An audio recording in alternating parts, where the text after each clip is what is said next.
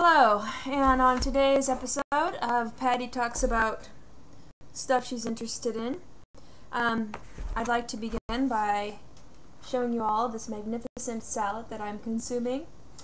The tomatoes and cucumbers came from my garden, and oh look! It's a black dog and he's being handsome! Hi Mom, what's that you doing? That doesn't good, how you doing, Kate Taylor? That doesn't good! Black dogs are the best. So, I've been spending an incredibly large amount of time alone. And I love it. I love it. I love it. I love it. Now, don't get me wrong. By the way, I am detoxing majorly. Wow. I am going through some major detox right now. And it's only going to be getting worse because I'm really going to kick my detox into high gear. But that's not really what I wanted to talk with you all about. What I wanted to talk about was reality. And I know, I talk a lot about truth and the ability to see things for how they are. Like, for instance, taxation, it's theft. We're having money stolen from us and then being used for things that I'm sure many of us, in at least the United States, are probably not very happy with how that money's being used. Like for war, or, in the case of people that are ethical human beings, that money might be used for factory farming, to subsidize foods and being sent to factory farms. It supports the welfare state, which is not meant to help people that are poor, but keep them in a state of being poor so that they are dependent upon the country, or upon the government. And in that dependency, the government has a guaranteed system or class of people to keep them in power. The more free stuff you give out, people think, you're a benevolent human being, when in reality, you're not really helping people by giving them free stuff. But that's not really exactly what I wanted to talk about today. I want to talk about the notion that even beyond just looking at face value, what we call reality, like the things I just said about taxation and, the government is basically a gun in a room with the police force backing them up. This might sound weird to some of you, but I think that there is a limit to what we know is possible for humans. I think humans are capable of so much more than what we have been told we're capable of. And we're limited in this knowledge, and it all begins with, again, public education. We're indoctrinated, beginning at the age of, let's say, 4 or 5, with preschool, and even some children earlier than that, if both parents work, or they're the child of a single parent and they have to go to daycare. By the way, both parents working is another way the state can control humans. They want both parents in the workforce because that means they get their greedy little hands on those minds and they can start numbing and indoctrinating those minds early on. But this limit in what we're capable of, this indoctrination begins when we're very young.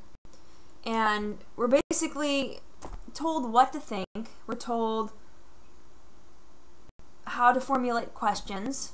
A lot of times when children ask questions that go outside of the preconditioned notion of what constitutes reality, their teachers will dismiss them or tell them that, they're being troublemakers for asking such preposterous questions.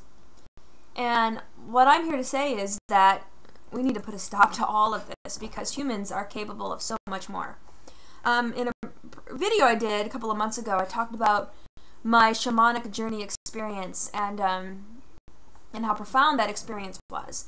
And it showed me that there is a realm out there that I can access that can guide me And this realm, at least from my experience of it, is pure consciousness and pure love. And there is no such thing as death. I know this because one of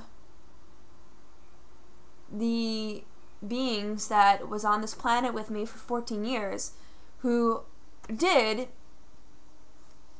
by what we perceive as reality, did pass away. She is still alive in another realm, and she's working with me. She's protecting me. She's guiding me. I see her all around me. She's still there. And it's not wishful thinking. I know it's true. I mean, I have evidence of it. I've experienced her. And this consciousness on the other side, I believe, if we learn how to connect with it, it can guide us. But it's also trying to explain to us that there is so much potential. There is so much beauty that we could be experiencing. We're put on this planet. We're born into this world, into this reality, and all we see is, or at least we start believing this, because I believe, when we're babies and our first few years of life, I think we still have connection, a more direct connection with that spiritual realm. But, as we get older and we're indoctrinated, we lose that. And, we don't see the magic around us. We see things as being separate. There's us, and there's other people, and there's other things. There's no connection. There's a separation. I end here, and the bowl begins here, and we don't see how everything is connected. And that, we can even look at that in other realms, like how we don't see how we're connected to the universe, how we're connected to the earth, and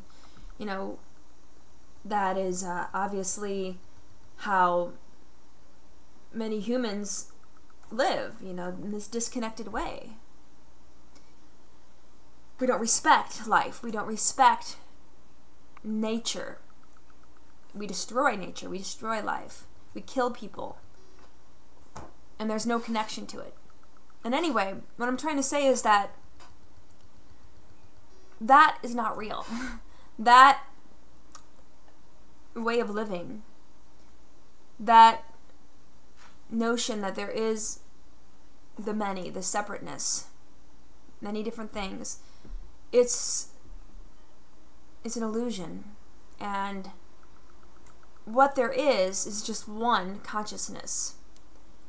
And this consciousness is trying to understand itself through a variety of different forms, which is why we perceive everything as being separate. But in reality, it's just trying to understand the multitude of experiences on this planet and on every single planet where life exists, which I believe there are many of them.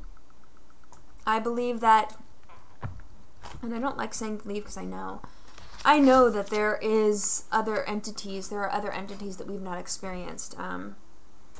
Just this past couple of weeks, I have had so many profound experiences. I can't even name them all. Yes, I'm spending a lot of time alone. I'm spending a lot of time outside. I'm spending time just completely naked, laying on my grass, letting the earth energy pass up through me, and feeling the sky energies come down, and just being that singular entity connecting with above and below, and in that one moment, in that single moment. And when I lie there and I'm in this kind of eternal now, I see magic. For instance, yesterday I was lying down looking up, and I saw this weird bug. I didn't know what kind of bug it was, but it was just right above me, zooming back and forth, but just kind of like in a very small circle right above me. And I was staring at it, and it just was there, and it just disappeared. It didn't fly off anywhere, it just disappeared. And then I'm like, where did it go? And then it came back. It was the strangest thing. What was this being? Was this something that is keeping an eye on me? Is it something from the other side that's trying to let me know that they are there, they're with me?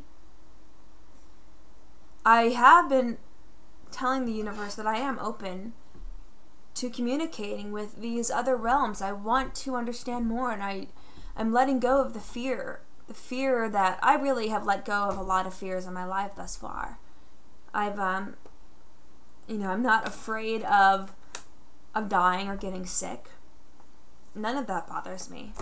In 2007, 2008, I was told I had a brain tumor. And I was scared. And they had to do a lot of studies on my brain and blah, blah, blah. And, the conclusion was they didn't know what was causing it. They just wanted to keep an eye on it. And I just, at that point, I'm like, I don't care anymore. I don't care. If I believe that there is a higher consciousness that is controlling my brain. And it's not even controlling my brain, it is my brain. But I don't believe thinking is something that occurs within these little neurons that are sending electrical impulses. I don't think that's where thought comes from. I think it's a consciousness that permeates through all of life. And when you let go of the fear, when you let go of the, when you let go of the fear, the possibilities are endless. And fear was a major factor in my limitations most of my life. I mean, I remember meditating when I was in my 20s and reaching states that scared me, and I wanted to get out of them, and I woke up and I told myself, I can't do that again. But then when you relinquish that fear and you experience those other states of being, it's amazing. It really is. I do think that there's a lot to be said for purifying the body, which I'm doing now. I'm really trying to detoxify my body because it is what the universe is using as an experience. I'm part of this greater consciousness that is contributing to knowing itself through my being. And this vehicle, I want to use as much as possible. So I'm not going to let fear dictate how my body functions. I'm not going to be scared. I'm not going to be afraid. I'm not afraid of getting any disease. I really am not. I mean, I think all diseases are illusions anyway. And we've created this huge fear-mongering entity called allopathic medicine, with all of its little names for disease states and all of its little drugs that further create more diseases, and it's just one big fear fest, and it's a big money producer. I mean, most things that are making a lot of money on this planet have their basis in fear. Governments, they control by creating fear. They create problems and they pretend they're in the only way that those problems can be solved. So we have to put all of our faith in the state. And that's really funny too, and I know this video is long. It's really funny because atheists. I have nothing against atheists. I really don't. I have nothing against anybody that wants to believe anything they want to believe. But I've met a lot of atheists that are huge status, and they just can't see. They cannot see that, their ridicule of people that have faith, people that believe in something that they can't experience, is similar to their willingness to just have faith in the government. Now, if you're an atheist and an anarchist, that's totally different because you're really a little bit more, I guess, congruent in your thought processes. But people that are atheists and statists, it's just like, you think that the government isn't just another type of religion that we're supposed to have faith in and believe what they say as truth. So, again, in religion, I don't have any problems with it. I don't really feel like I belong to any religion except the religion of my own experiences, and I trust that which is pure, that which has been around the longest, which for me is nature and life. I have faith in life. I have faith in Mother Earth and all of the beauty she creates, and she's been creating for billions of years, 6 billion years. That is what I have faith in. And life has been around for millions and millions of years, and it has changed shapes, and it has created many forms, and it's just so beautiful. I trust life. That's why I eat life. I eat living things. All of this is raw, 100% raw vegan. It's not dead. It's alive. And I only want to put life into my body because I trust life. So, I guess the moral of this video, I don't know if there's a moral to this video, but I guess the theme to this video, or maybe the concluding statement I want to say, that's much better. The conclusion of my little video is to look at reality for what it is, and I think that is kind of where I started, and that's what led me to being an anarchist, is seeing things for as they are. But I went a step beyond, and I experienced more than what is limited by what I can see with my eyes or touch with my hands. There are other realms out there. Allow them to connect with you and communicate with you and feel the love, feel the oneness. There is a wonderful thing. I was listening to a David Wilcock video today, and he described the earth as just a big room of mirrors. And what you are feeling, what you are experiencing, is what you will reflect back to you. And that's exactly true. I mean, we create our own realities. We manifest so beautifully. We just don't understand this power that we have to manifest. So if you want to feel happiness, if you want to feel beauty and love, then just feel it. Just be that. Be that which you want. I mean, I want to feel so many wonderful things that are possibilities to feel on this planet. I mean, so many things to connect with. The oceans, the mountains, the skies, the trees, the love of my life, who is out there. I mean, I've met him, and we're in a relationship. But, I mean, it's all there for me to connect with and love, and that's just this feeling I'm putting forth. And it's not easy. I'm not going to say I'm like this 100% of the time. There's sometimes I have to remind myself, get back to where I want to be. Don't allow circumstances to dictate how I'm going to feel. Things don't go wrong, right? If something happens and it's not exactly the way I was hoping it would happen, what can I learn from that? What beauty can I see from that? What teaching, what learning experience? What different way of viewing can I see that, is different from what I thought it was going to look like? So this is becoming a 20-minute video, and I do have to get to my beautiful salad. It's so wonderful. For those of you that are interested in what's in this salad, it's romaine lettuce, cucumbers, and tomatoes from my garden, some chopped celery, organic celery, and then my dressing is wonderful. My dressing is just avocado, and